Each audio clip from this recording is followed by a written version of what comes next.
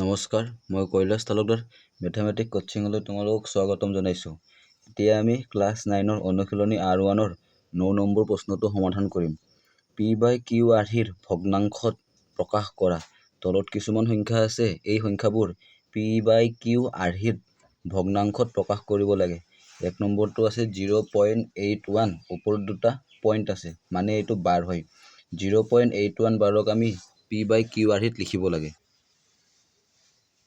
0.81 যিহেতু ফুট আছে, এইটো বাৰ হ'ব, এইটোক আমি P/Q আৰ্হিত লিখিব লাগে। যিহেতু ইয়াতে দুটা সংখ্যাৰ ওপৰত ফুট আছে, অৰ্থাৎ দুটা সংখ্যাৰ ওপৰত বাৰ আছে। দুটা সংখ্যাৰ ওপৰত বাৰ থাকিলে আমি 100ৰে পূৰণ কৰিম।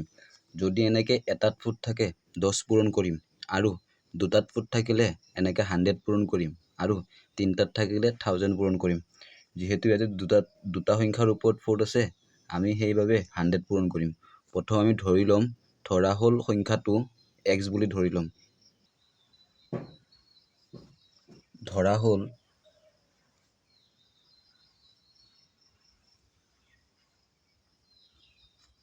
x ইকুৱেল 0.81 বাৰ।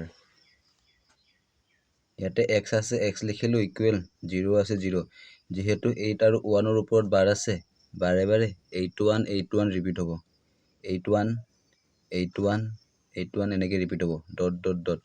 এইটোক আমি 1 নম্বৰ সমীকৰণ লিখিম। এইবাৰ যিহেতু দুটা সংখ্যাৰ ওপৰত বাৰ আছে, দুটা সংখ্যাৰ ওপৰত বাৰ থাকিলে আমি 100 পূৰণ কৰোঁ। এইবাৰ 1 নম্বৰ সমীকৰণটো, এই 1 নম্বৰ সমীকৰণটোৰ লগত আমি 100 পূৰণ কৰিম। 100 পূৰণ কৰিলে ইফালে 100 পূৰণ কৰিম, ইফালে 100 পূৰণ কৰিম। xৰ লগত 100 পূৰণ কৰিলে 100x ইকুৱেল, ইয়াতে 100 পূৰণ কৰিলে দশমিক 2 ঘৰ পিছত হ'ব। 100 যিহেতু দুটা শূন্য আছে, সেয়েহে 100 পূৰণ কৰিলে দশমিক 2 ঘৰ পিছত হ'ব, 81ৰ পিছত হ'ব। 81.81 ইয়াত যিহেতু পইণ্টৰ পিছত 81 তিনিবাৰ আছে, ইয়াতো আমি তিনিবাৰ দিম। ইয়াতে দুবাৰ হৈছে, আৰু এইবাৰ নিজাকে আমি দি দিম যাতে মিলে, আৰু এইটো 2 নম্বৰ সমীকৰণ হ'ব।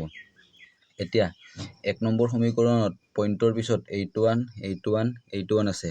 2 নম্বৰ সমীকৰণত পইণ্টৰ পিছত 81 আছে। যিহেতু চেম আছে, চেম থাকিলে আমি এইবাৰ 2 - 1 কৰিম। 2 নম্বৰ সমীকৰণৰ পৰা 1 নম্বৰ সমীকৰণ মাইনাছ কৰিম। 2 নম্বৰ সমীকৰণত প্ৰথম আছে 100x, সেইবাবে লিখিলোঁ 100x, মাইনাছ 1 নম্বৰ সমীকৰণত প্ৰথম আছে x, সেইবাবে x লিখিলোঁ, ইকুৱেল 2 নম্বৰ সমীকৰণত পিছত আছে 81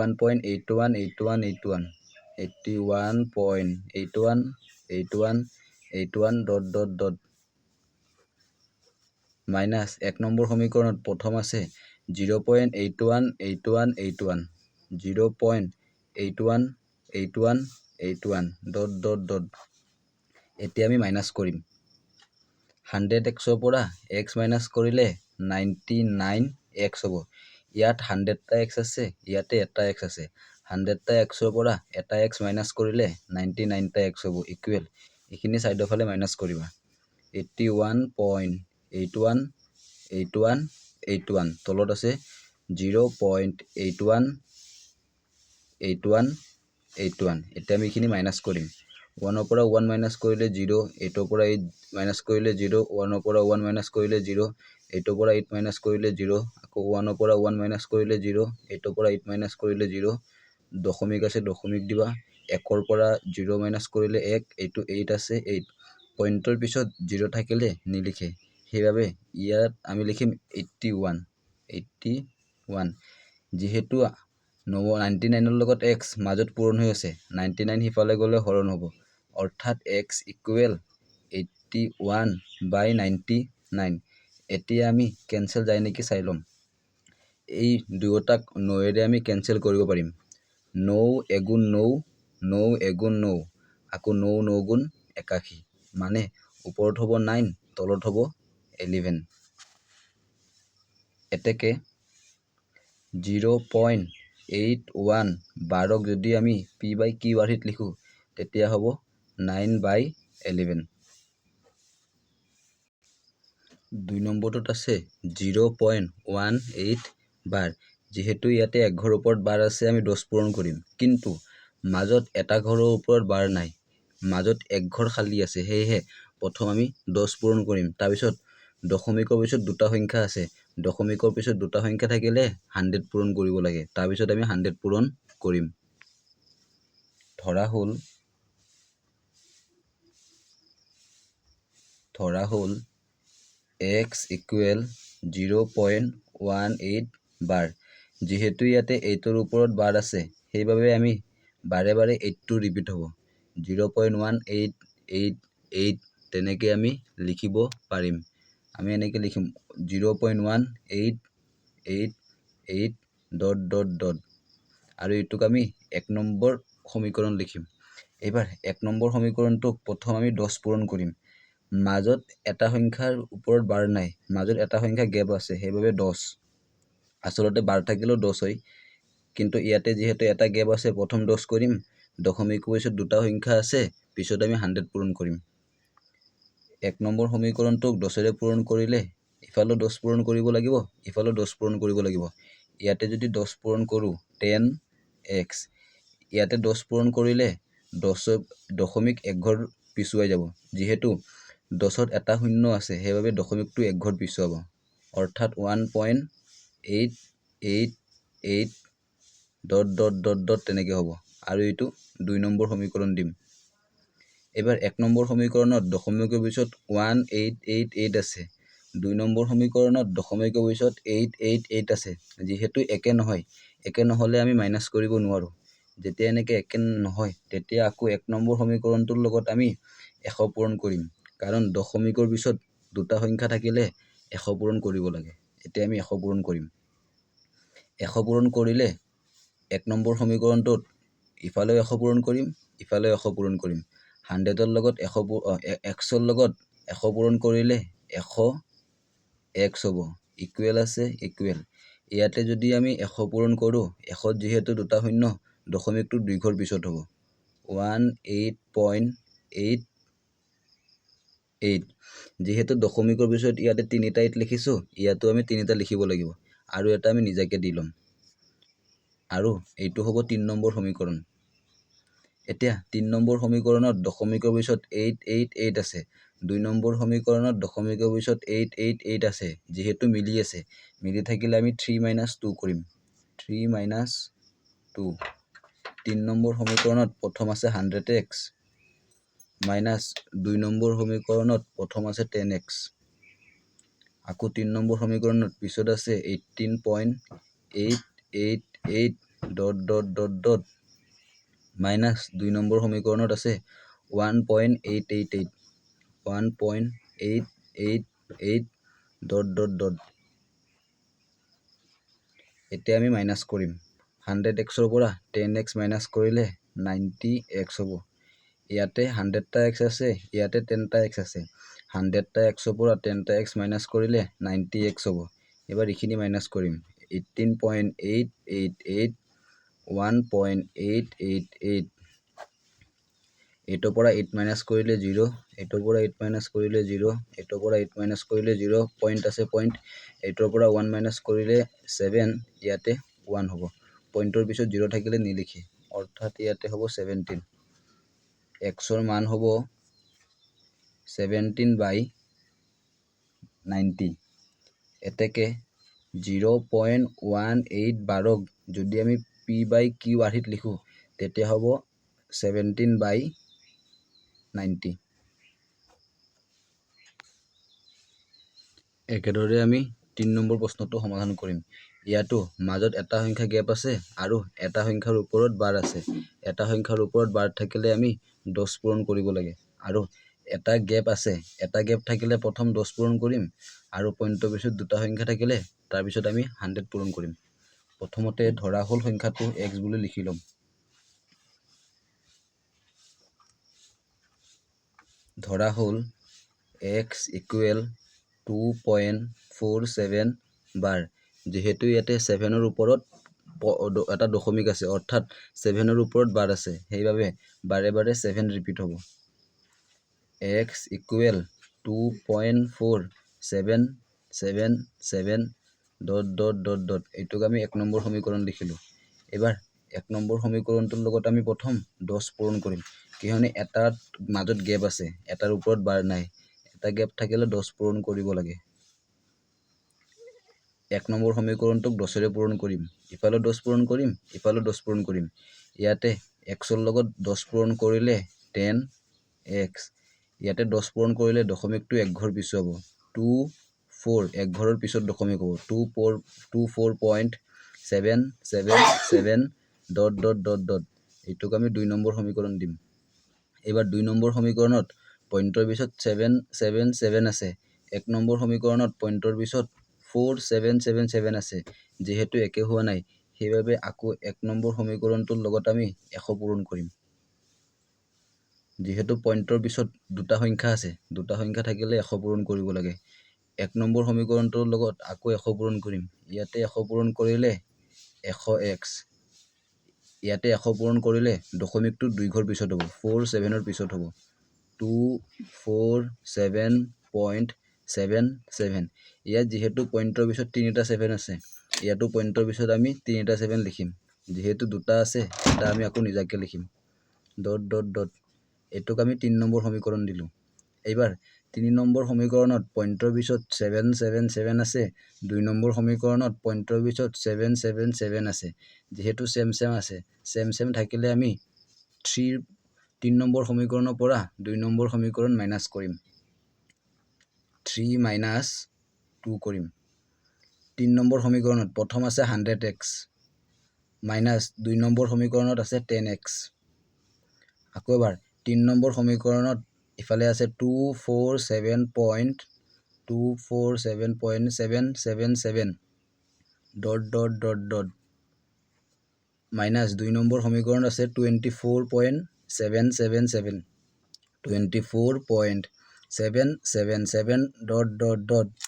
এতিয়া আমি মাইনাছ কৰিম। 100xৰ পৰা 10x মাইনাছ কৰিলে হ'ব 90x।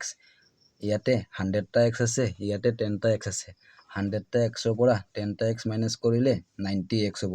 এবাৰ এইখিনি মাইনাছ কৰিম, 247.777 24.777 মাইনাছ কৰিলে 7ৰ পৰা 7 মাইনাছ কৰিলে 0, 7ৰ পৰা 7 মাইনাছ কৰিলে 0, ইয়াতো 7ৰ পৰা 7 মাইনাছ কৰিলে 0, পইণ্ট আছে পইণ্ট, 7ৰ পৰা 4 মাইনাছ কৰিলে 3, 4ৰ পৰা 2 মাইনাছ কৰিলে 2, ইয়াতে 2 আছে 2, মাইনাছ কৰিলে 2 2 3 হ'ব। পইণ্টৰ পিছত 0 থাকিলে নিলিখে, সেইবাবে আমি লিখিম 2 2 3। যেহেতু 90ৰ লগত x মাজত পূৰণ হৈ আছে, 90টো সমান চিহ্ন ইফালে গ'লে হৰণ হ'ব, x = 2 2 3/90। এতেকে 2.47 যদি p/q/r ত লিখোঁ, তেতিয়া হ'ব 2 2 3/90। 4 নম্বৰ প্ৰশ্নটোত আছে 2.4431 বাৰ।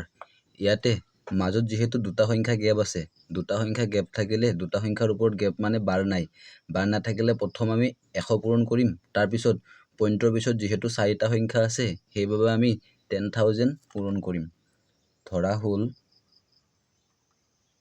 ধৰা হ'ল সংখ্যাটোক আমি x বুলি লিখি ল'ম। ধৰা হ'ল x = 2.4431, 3 আৰু 1ৰ ওপৰত বাৰ আছে, অৰ্থাৎ বাৰে বাৰে 3131 ৰিপিট হ'ব।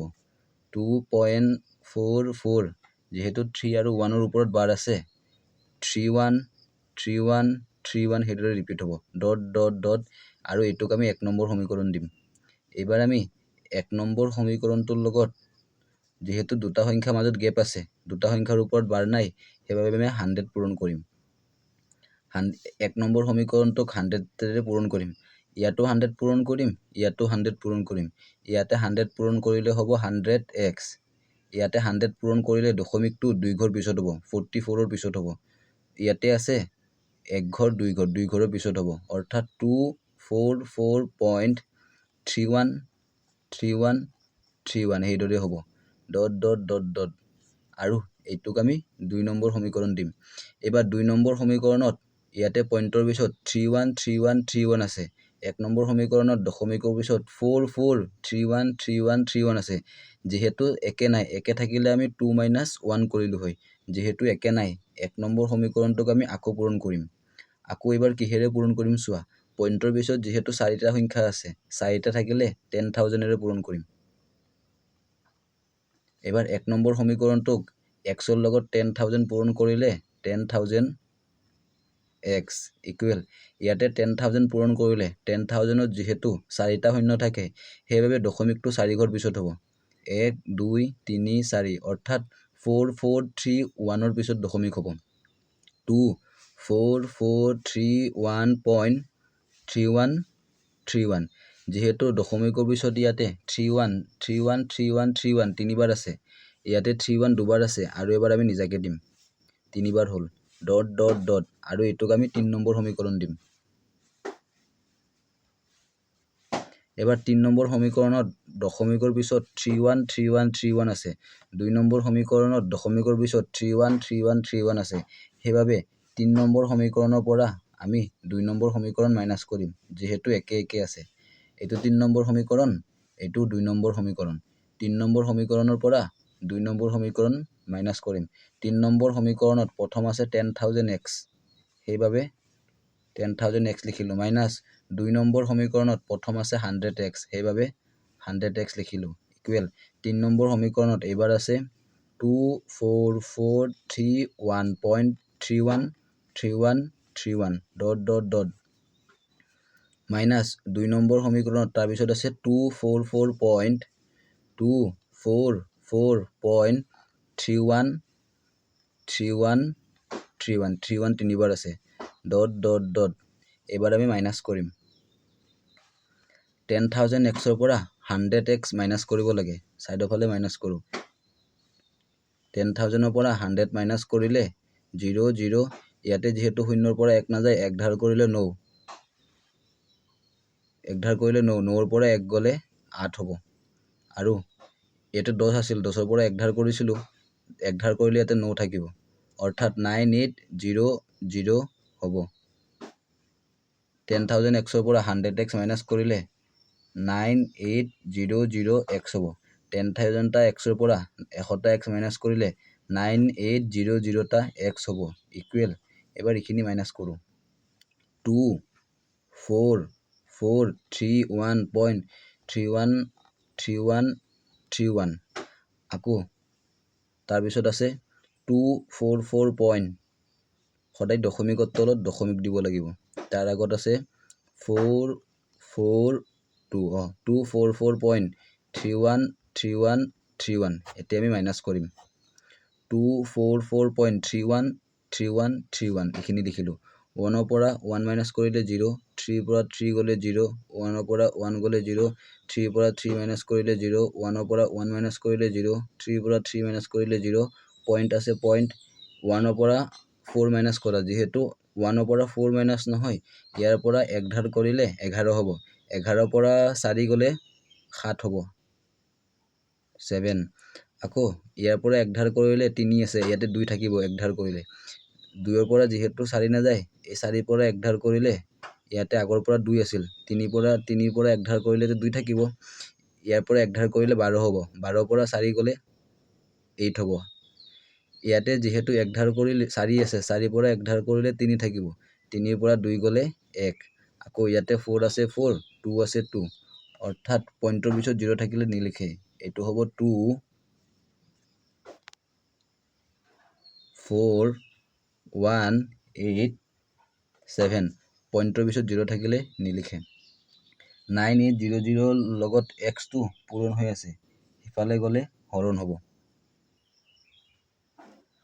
এটো আমি মাইনাস কৰিছিলো 9800 এটো 9800 নহয় মাইনাস খিনি ইয়াতে কৰিছিলো 0 পৰা 0 গলে 0 0 পৰা 0 গলে 0 ও ইয়াতে 10 আছিল 10 ৰ পৰা 1 ধাৰ কৰিলে 10 হ'ব 10 ৰ পৰা 1 গলে এটো 9 হ'ব 9 হ'ব আকৌ 10 আছিল 1 ধাৰ কৰিছিলো ইয়াতে 9 হ'ব অৰ্থাৎ 9900 হ'ব এটো 99 হ'ব এটো আমি একেলগত ভালকে লিখো 9900x ইকুৱেল ইখিনিৰ পৰা ইখিনি মাইনাস কৰিলে 24187 24187 হ'ব 9900 x ৰ লগত 9900 লগত x পূৰণ হৈ আছে 9900 হিফালে গ'লে হৰণ হ'ব x ইকুৱেল ওপৰত হ'ব 24187 বাই 9900 এতেকে 2.4431 বাৰক p বাই q আহিত লিখিলে হ'ব 24187 বাই 9900